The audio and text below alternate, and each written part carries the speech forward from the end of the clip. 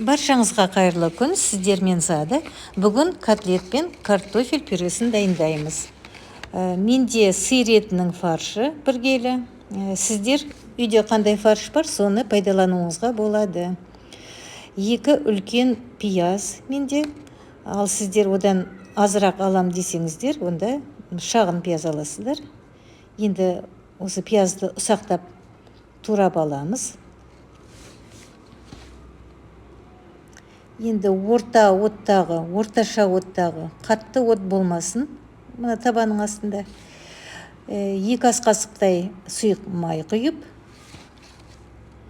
пиязымызды қуырамыз.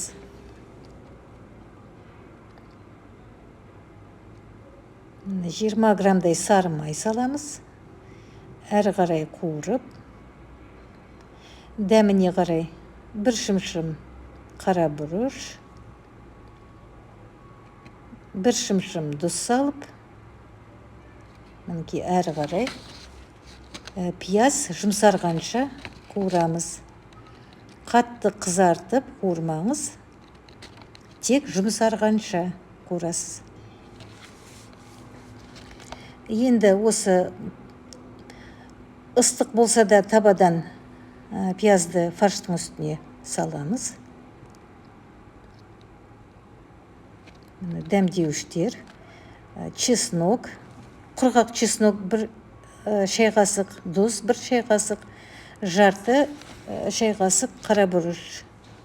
Менде 1 жұмыртқа, 2 тілім нан, кішкене сүтке езіп алып қосамыз. Нанның кез келгені болады, қатқан нан болса да болады, батон болса да 1-2 тілім жарай береді. Енді осы массаны жақсылап араластырамыз.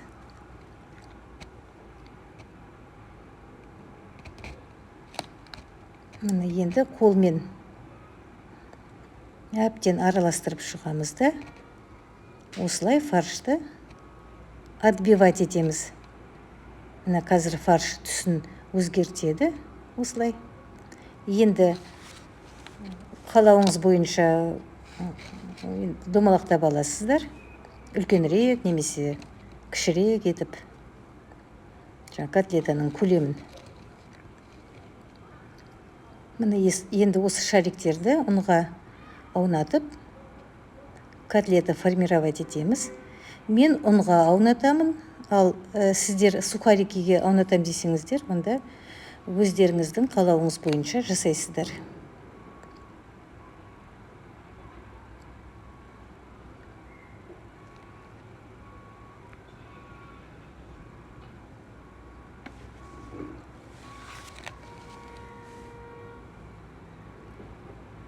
Мінекей бәрі болғаннан кейін қатты отқа енді табаға кішкене сұйық май салып, котлетаны 2 жағында қызартып қуырып аламыз. Жақсылап қызарсын 2 жағы да. Сонда іші өте жұмсақ, дәмді болып шығады.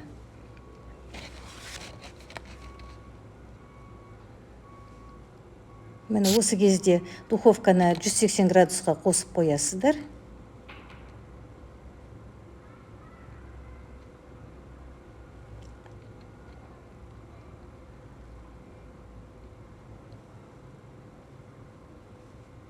Мінекей котлетіміз жақсы қызарып пісіп жатыр.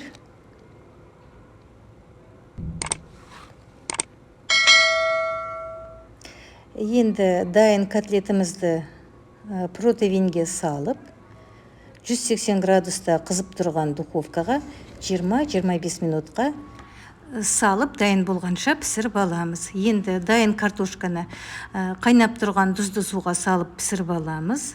Одан кейін суын төгіп тастап, піскеннен кейін 30 грамдай сары май салып, толкушкамен әбден езіп дайындап аламыз. Үстіне 100 грамдай ыстық сүт құямыз. Әрі қарай мен миксермен еземін. Өйткені біркелкі